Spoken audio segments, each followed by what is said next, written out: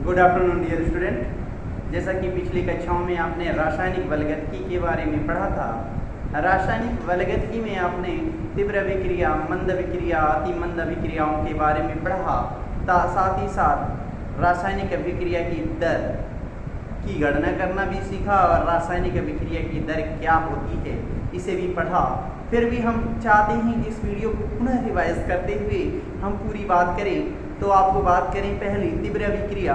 तो तीव्र अभिक्रियाएं वे अभिक्रियाएं होती हैं जो 10 के घाते ऋण 3 सेकेंड से पूर्व अर्थात तत्क्षण पूर्ण हो जाती हैं, जिसमें आपको बताया गया होगा अवक्षेपण की अभिक्रिया और उदासीनीकरण की अभिक्रिया आपकी तीव्र अभिक्रिया के उदाहरण हैं।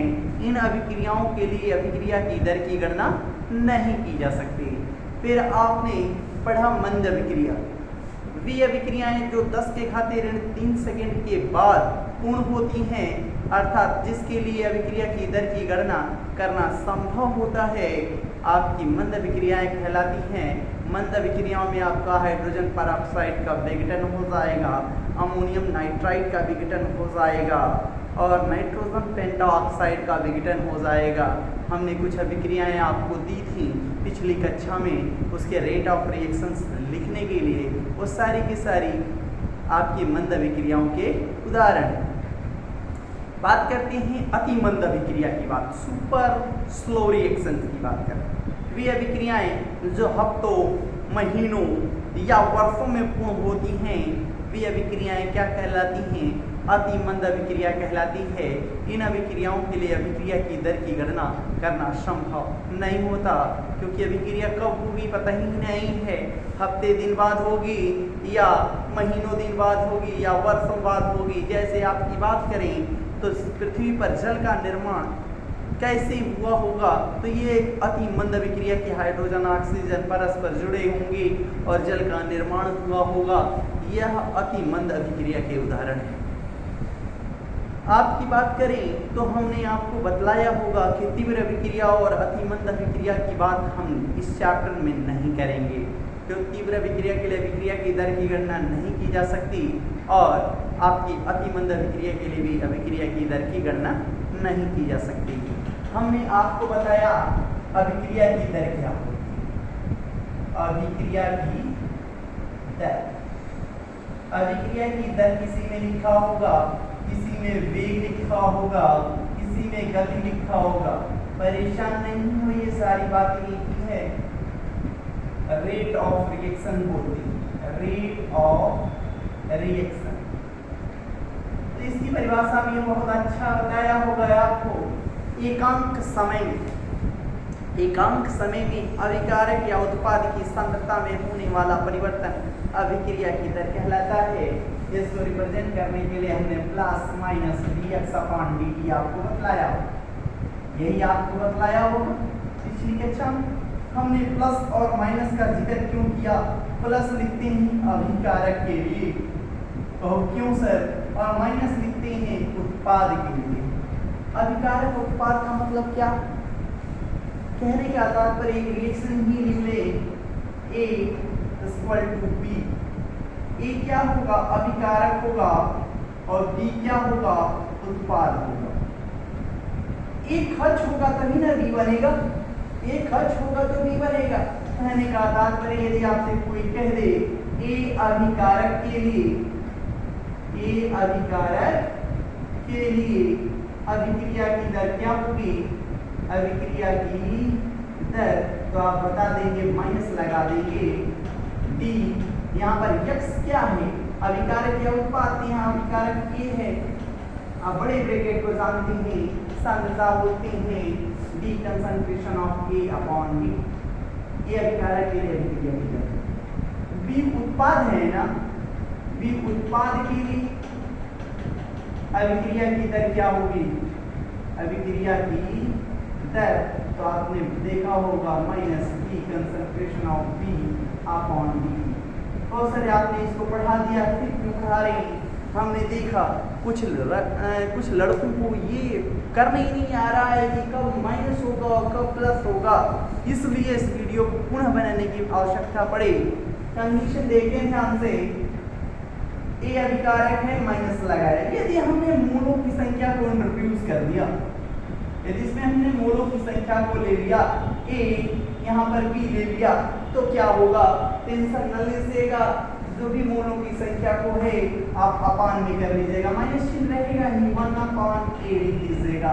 हो गया ए अभिकारक के लिए अभिक्रिया किधर, बी के लिए देखिए मोलों की संख्या क्या है, 1/b ना, कोई टेंशन नहीं, प्लस 1/b कर दीजिएगा। ये हो गया आपके बी उत्पाद के लिए, प्लस क्या है उत्पाद के लिए, माइनस क्यों अभिकारक के लिए, ये खर्च होगा, इसमें कमी आएगी तभी ना ये बनेगा, ये बनेगा, जब बनेगा तो प्लस, खर्च होगा तो माइनस। इस चीज का ध्यान रखेंगे, आपको करने में कोई असुविधा नहीं होगी। फिर से अभिक्रिया की दर निकालना आ गया, हमने जो भी आपको पीडीएफ से दिया था उसको करिएगा फिर से। यदि कोई समस्या आती है तो फिर हम उस पर डिस्कस करेंगे। बात करते हैं इसके ग्राफ पर भी बात करें। Time versus rate of reaction, rate of reaction का ग्राफ खींचेंगे तो आपको ये स्लोप दिखेगा और कहिए सर ऐसे स्लोप का मतलब क्या होता है, घटना ना, तो हम कहते हैं रिएक्टेंट, रिएक्टेंट का मतलब अभिकारक, उत्पाद। अभिकारक के लिए भी ये ग्राफ सेम होगा, क्या, एकांक समय में, ये टाइम है, एकांक समय में अभिकारक घटेगा, उत्पाद बनेगा। उत्पाद के लिए करेंगे तो ग्राफ ऊपर की तरफ चला जाएगा, ऐसे बनेगा, बढ़ेगा, ये क्या होगा, घटेगा। ये है इसका स्लोपिंग, ये आप भी बना लेंगे। अभिकारक और समय के मध्य ग्राफ, अभिकारक की सांद्रता, concentration of reactant, concentration of reactant जिसको अभिकारक की सांद्रता बोलेंगे, और समय के मध्य ग्राफ खींचा है, यहाँ rate of reaction versus time के मध्य ग्राफ खींचा है। बात करते हैं अभिक्रिया की दर को प्रभावित करने वाले कारक, अभिक्रिया की दर को प्रभावित करने वाले कारक, दर को प्रभावित करने वाले कारक कौन कौन से। तो एक तो देख रहे हैं आप, इसमें आप क्या क्या बोल देंगे, तो ताप, फर्स्ट होगा आपका ताप। ताप पे कैसे निर्भर करेगा अभिक्रिया की दर, जैसे जैसे आप ताप बढ़ा देंगे अभिक्रिया की दर क्या हो जाएगी, बढ़ जाएगी। नंबर दूसरा हो जाएगा अभिक्रिया की दर पर दूसरा इफेक्ट डालेगा सांद्रण या सांद्रता, अभिकारक की सांद्रता, जितना आप लेंगे उतना बन जाएगा, सांद्रता भी इफेक्ट करेगी। और नंबर तीसरा है प्रेरक, कितने इफेक्ट करने वाले कारक हैं, तो ताप, यदि ताप बढ़ाएंगे तो अभिक्रिया की दर क्या हो जाएगी, बढ़ जाएगी। सांद्रता बढ़ाएंगे तो अभिक्रिया की दर बढ़ जाएगी। यदि उत्प्रेरक ले लेंगे तो भी अभिक्रिया की दर क्या हो जाएगी, बढ़ जाएगी। इस तीनों चीज को जान लें, ये है आपके अभिक्रिया की दर को प्रभावित करने वाले कारक। कहो कि सर उत्प्रेरक है, ताप समझा रहे हैं आप कि जितना ज्यादा टेम्परेचर लेंगे उससे जल्दी अभिक्रिया होगी, उतनी जल्दी अभिक्रिया होगी तो उतना जल्दी उत्पाद बन जाएगा, अभिक्रिया की दर बढ़ जाएगी। सांद्रता में आप जितना ज्यादा लेंगे, सपोज दैट हम जितना खाएंगे उतना ज़्यादा काम करेंगे, कंडीशन आप बात करें कि आप जितना ज़्यादा एनर्जी पाएंगे उतना ज़्यादा वर्क करेंगे। तो सांद्रता भी आपकी समझ में आ गई, लेकिन प्रेरक का काम किया है। तो जान लीजिए किसी भी रिएक्शंस की बात करें तो रिएक्शंस में एक पिक होगी, हम progress of reaction process, progress of reaction versus energy का जब ग्राफ खींचते हैं तो एक ग्राफ ऐसे आता है। यदि हमने ये तब ग्राफ बनाया है जब विदाउट कैटलिस्ट है, विदाउट उत्प्रेरक है,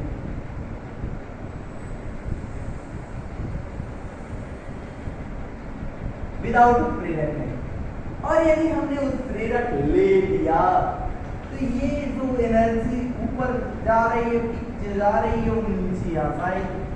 ये वाली आपका क्या है, ये वाला जो सक्रियण ऊर्जा होगा, अभी इस चैप्टर में हम पढ़ेंगे कि ये 1 की बात कर रहे हैं, तो ये ज्यादा है कि ये 1 से तात्पर्य कि आपकी सक्रियण ऊर्जा उत्प्रेरक की वजह से सक्रियण ऊर्जा क्या होगी, सक्रियण ऊर्जा घटेगी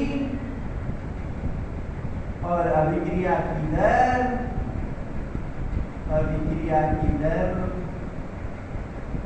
बढ़